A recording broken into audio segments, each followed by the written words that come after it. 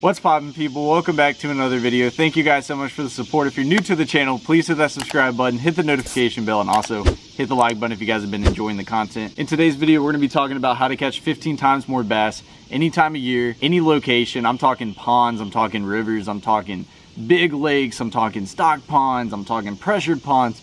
Any fishery, you're gonna be able to catch fish on these techniques. I'm excited to talk about this today because a lot of you guys have been asking about more tip videos, so I was like, you know what, we're gonna hop into one today. We're gonna be talking about a few different rigs and certain ways to fish them, and also color selections. I think that's very important. I know a lot of you guys are probably avid bass fishermen, but there's one thing I figured out about bass fishing or fishing in general is there's so much information to learn.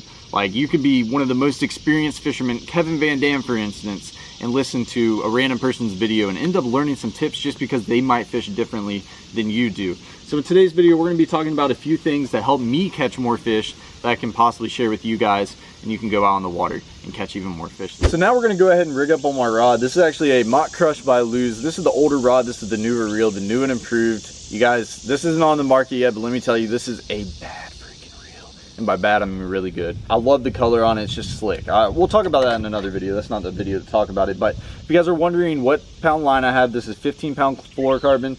I use between 15 to 20 pound. Me personally, I'm not the biggest fan of 15 because I tend to break off a lot. I like using 17. I'm a big fan of 20 as well if I'm flipping heavy cover, but we'll talk about that in a minute. But I'm gonna get a standard EWG.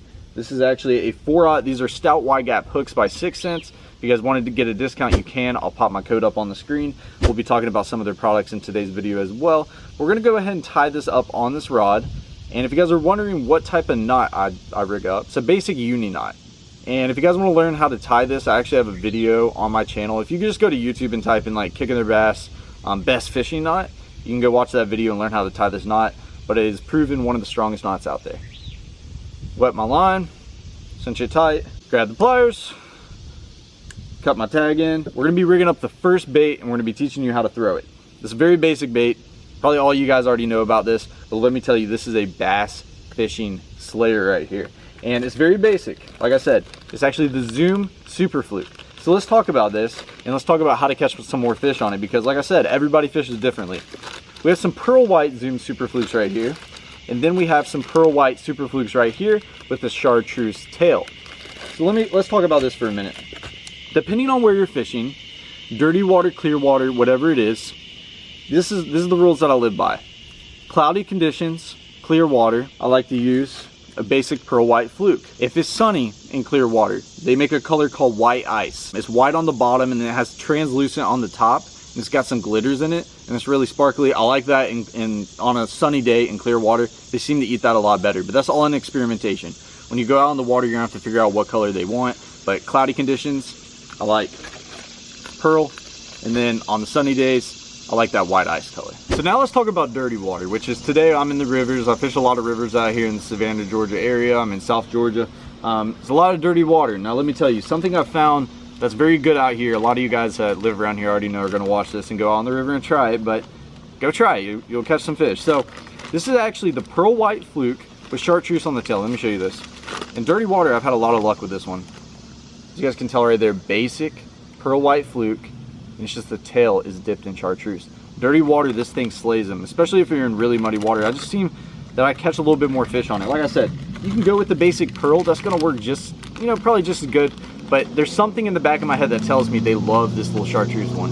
I just think I catch a lot of fish on it. I don't know if it's something mentally, but previously I've caught a ton of fish on the white and chartreuse in dirty water. That's something to keep in mind. So I'm actually just gonna take one of these pearl white flukes right here. Very basic. We're gonna take my 4/0 EWG. You can also rig this on a 3/0. These are just what I had. I'm very basic when it comes to fishing. So when you rig this thing up, you're gonna stick the hook. You got the fluke right here, you got the hook right here. You're gonna stick the head of the bait through the hook, just like that, okay? Now we're gonna break through the bottom, once it's rigged all the way up right there, just like that. Now we're gonna slide our bait up the hook, as you guys can tell. Once you get to the top, we're gonna rotate the bait where the top is on the top of the hook. We're gonna slide that bait all the way on top of that eyelid right there. Boom, just like that. So now you're free. So this is what you need to do right here to get your bait perfectly weedless. So what I usually do is I'm gonna take my fluke and I'm gonna lay it next to my hook. So you have the front of your hook right here, and you have the back of it right here. Right here, where this back aligns to the bait, that is exactly where you're gonna wanna penetrate the point of the hook. So right here on the end, it aligns right there. So I'm gonna line my bait up. All right, that's where I need to penetrate it. Boom. Penetrate the hook through the bait, just like that. And now what we're gonna do, so you have this little point. Last thing you wanna do is have this out, because at the end of the day, if you're throwing this around some grass, if you're throwing it around laydowns, any type of cover, you're gonna get snagged. So you wanna make this weedless. Now we're gonna push the point of the hook into the bait by bringing the bait up, sticking it into that hook. So right there, you got a weedless fluke right there, weightless and weedless. So this bait is gonna go perfect through any vegetation. It's gonna go through the cover, great as well. And you're not gonna get hooked up. Like I said, if this hook's exposed, you're gonna be hooking all types of cover. You're gonna be hooking that vegetation. You don't wanna deal with that. So you wanna bury that hook in the bait.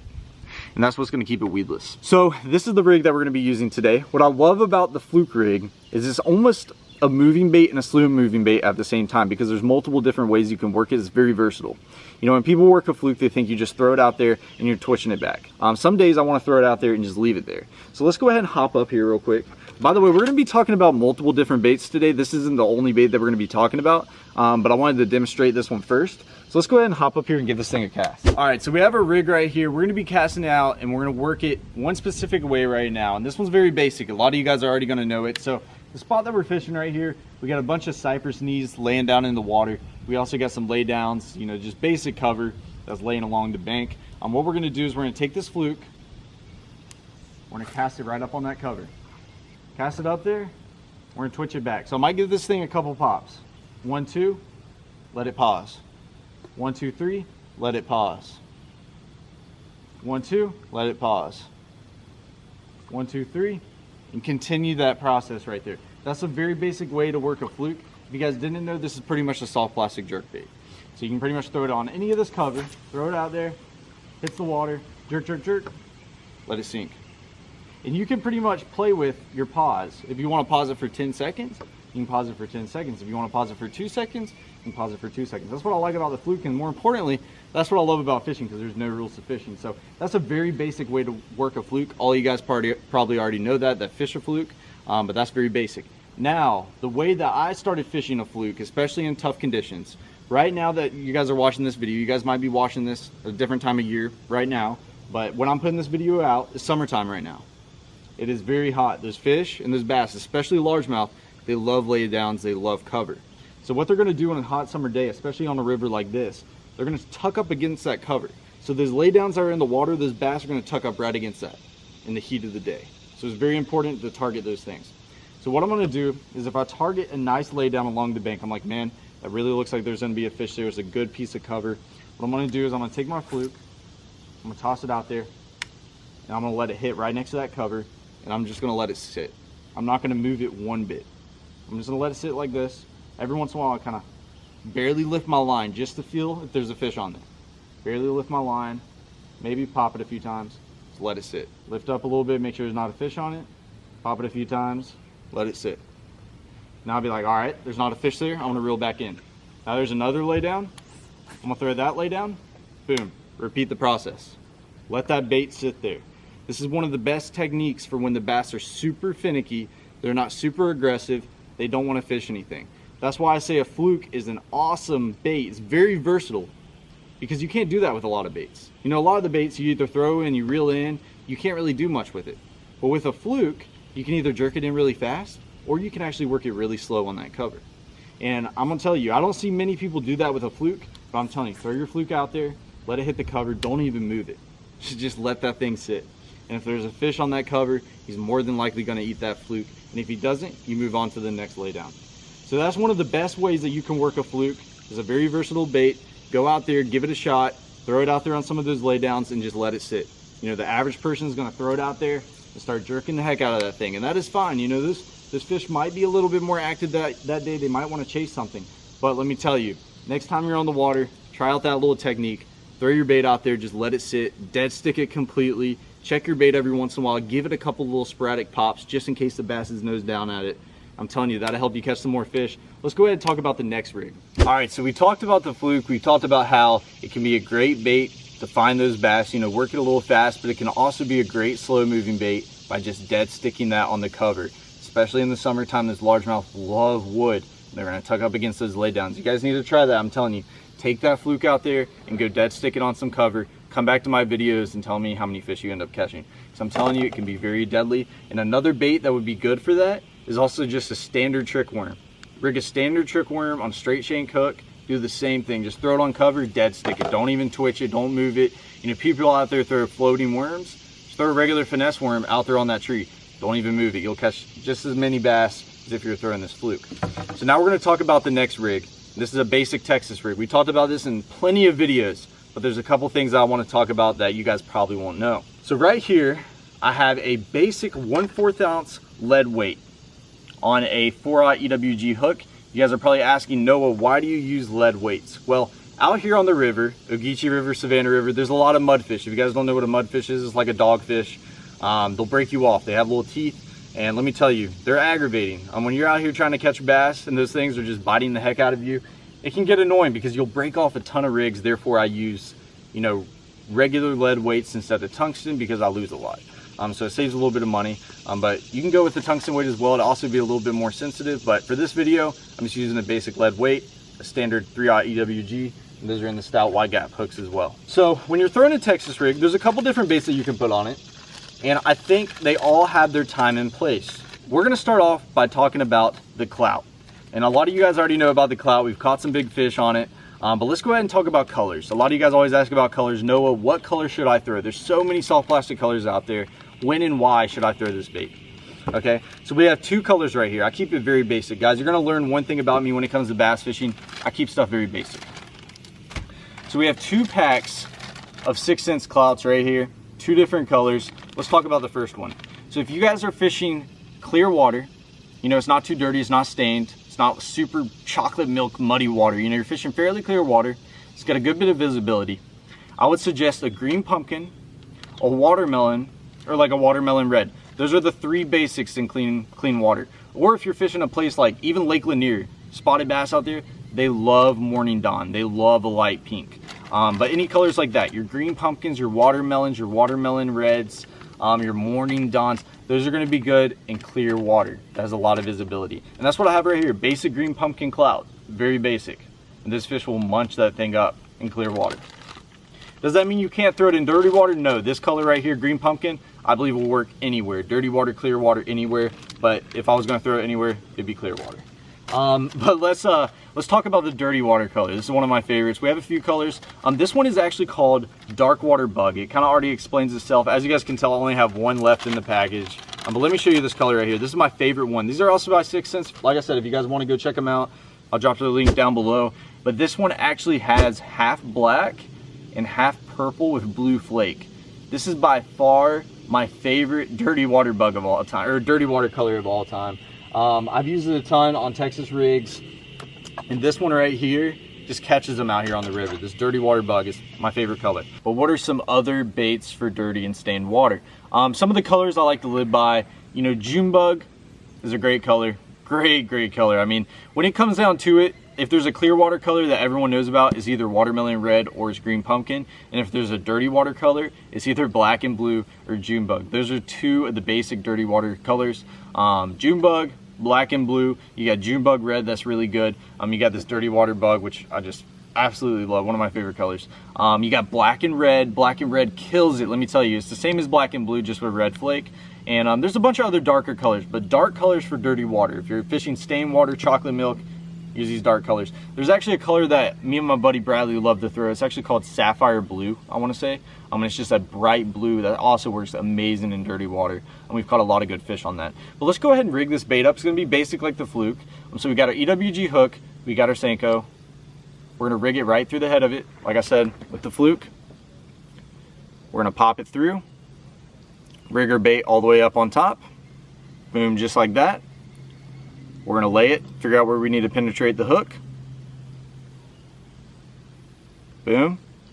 Bury the end of the hook. You got yourself a weedless Senko right there. And then we got our little 1/4 ounce of weight. Boom. right there. And so let's talk about where you want to throw this bait.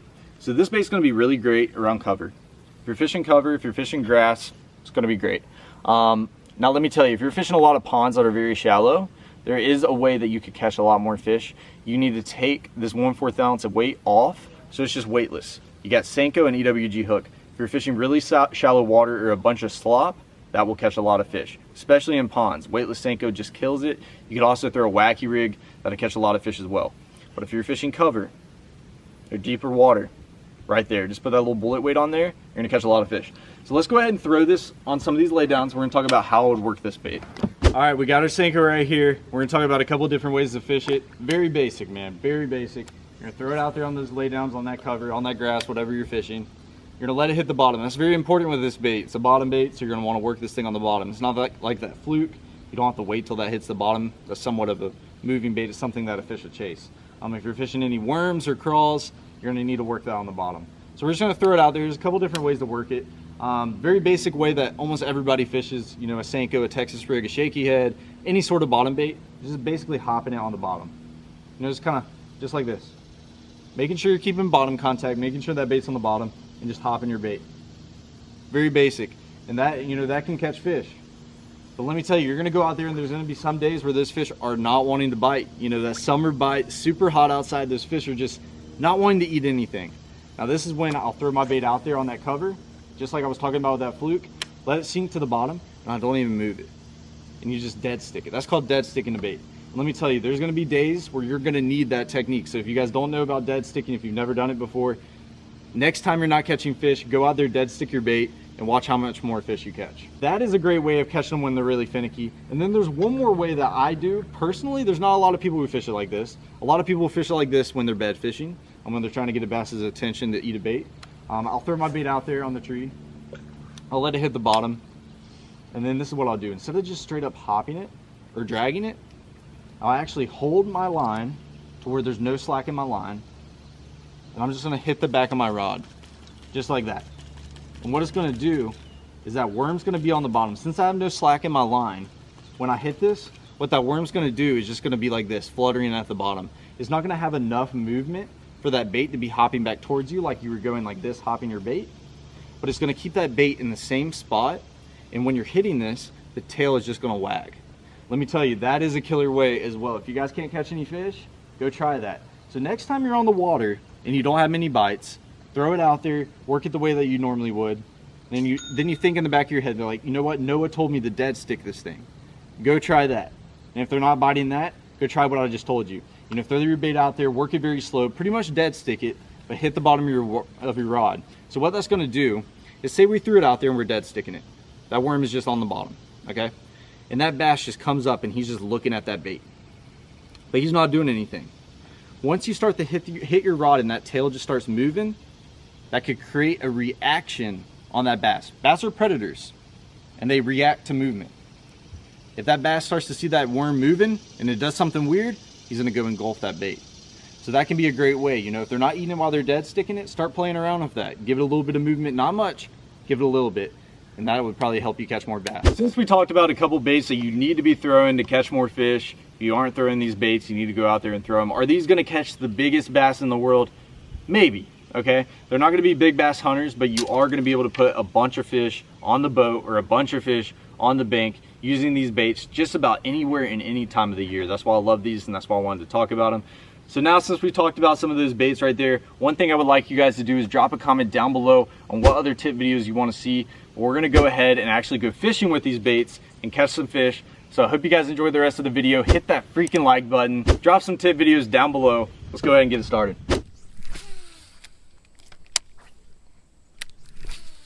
Chattered on.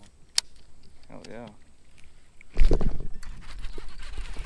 That's not a bad one. That's not a bad one at all. This is it might be. Whoa.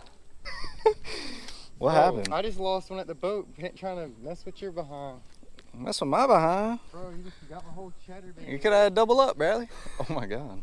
That's a pretty fish though. Look at the colors on them out here. There we go, my first fish, boys and girls, on the fluke. Working back in this little creek. See if we can catch some more. That was good. Bradley had to bite at the same exact time and missed him. We got 3 bites right here. Crazy. When they actually eat it.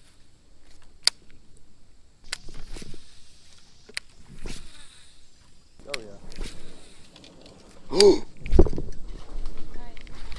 That's a bass, bro. I skipped right under that tree. That was crazy. That's a good one. That's a good one. Right there, guys. I skipped that fluke right up on duty. I saw it. That was really cool. Blew up on it like a topwater. That's a pretty bass right there. That's a beautiful Ogeechee one. That's a good one, Bradley. That's one that you need. I mean, he's fat, probably about 1.5 pounds. Look at his thick belly. That was a really cool bite. Skipping that thing up on the tree, that was so cool. Beautiful markings. That's what I love about these fish in that tannic water. Beautiful colors. Go ahead and give him just a little toss. Get a little up close release. Come on, Bradley, double up before it leaves my hands. Beautiful fish. Look at the markings on that. You can't see the lateral line as much, but it's pretty colors. There he goes. That bite was insane. That bite was really cool. Get that on camera. Yeah. Oh no. Forgot I had my. Oh! You have a fish! Or a tree. No, you got a dang good one too. Swallowed it. No, it didn't. That's a good one. That's a 2-pounder. Dude, Good that's one. a good one. Yo, that was funny. You literally picked up your rod and it was just going. It almost went in the water.